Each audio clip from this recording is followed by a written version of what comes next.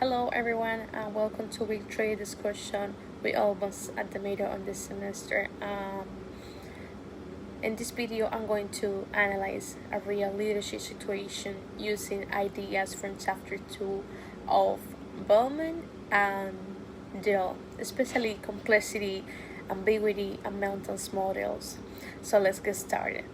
Talking about the Boeing 737 Max case, but from a different perspective, focusing how leaders misunderstand the situation and how that lead the serious consequence.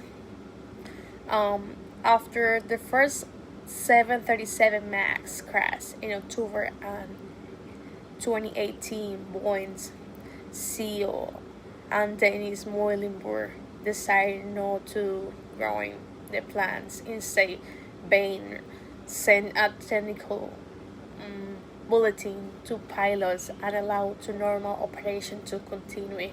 4 months later, a second crash occurred, kills 157 people. Only after that, the boy finally growing the field. This decision is not growing the plans after the first accident. Is the key event. I think it was a bad decision. It was a result of flawed thinking and incorrect association. Boeing fell into what Bowman and Dill described as the black people fallacy. After the first crack, Boeing's leaders suggest that the problem was poor pilot training. I think basically they implement that plan was for safe pilots. They don't know how handle it properly the situation. I'm sorry. This explanation was too simple and ignored important facts. Boeing never told the pilots about MCAS system. It was not included in the manuals. No specific training was provided. So realistic, the pilots were not given the information they needed to respond correctly. I think the situation it was more like complex. There was some design flags in the MCAS system, a lack of transparency with FAA proceed to complete with Airbus, an international culture at Boeing that prioritizes speed and cost over safe. All of those factors were connecting, but Boeing leaders tried the issue, and it was like we're the only case of pilot error. There was also a lot of ambiguity after this first crash. The data was not complementary clear, and Boyle's using this uncertainty to justify, like not talking a strong action. They interpreted the complex information, and it was like, like they not support them, prefer like conclusion.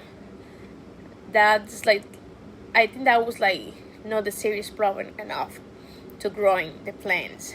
In addition of this, there was the section Boyle didn't fully disclose changes made to the MCAS system to regulate, like regulators.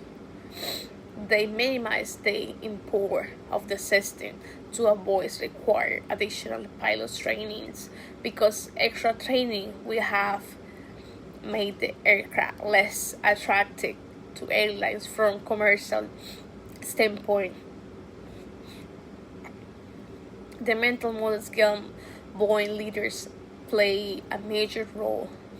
One mental model was the belief that we are born and our plans are instead of safe. There was belief made this is hard for leaders to accept warning signs that suggest to serious design problems. Another mental model it was the speech to market matters more.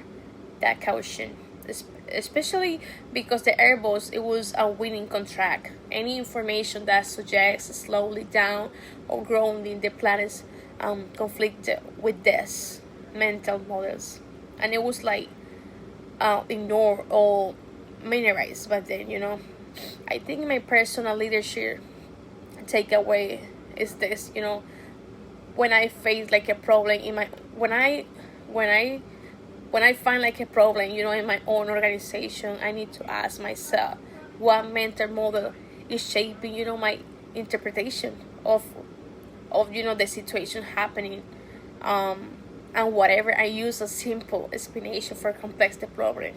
I'm going forward because I'm making major decisions. I want to involve, people with a different perspective and ask like what is like assuming with me making. Mental models are like often invisible, until someone else, challenge them. The Boyle 737 mass case show that overconfidence in your own narrative can have a tragic, consequence. Questioning assumptions, even when it's like uncomfortable, is a key responsible of effective leadership. So that was pretty much everything for this week, guys. I just want to talk a little bit about the chapter 2 and the models for the Boyle and the models, for the Boyle and Dell. And I just want to say thank you guys for being here. And we see you in the next video next week.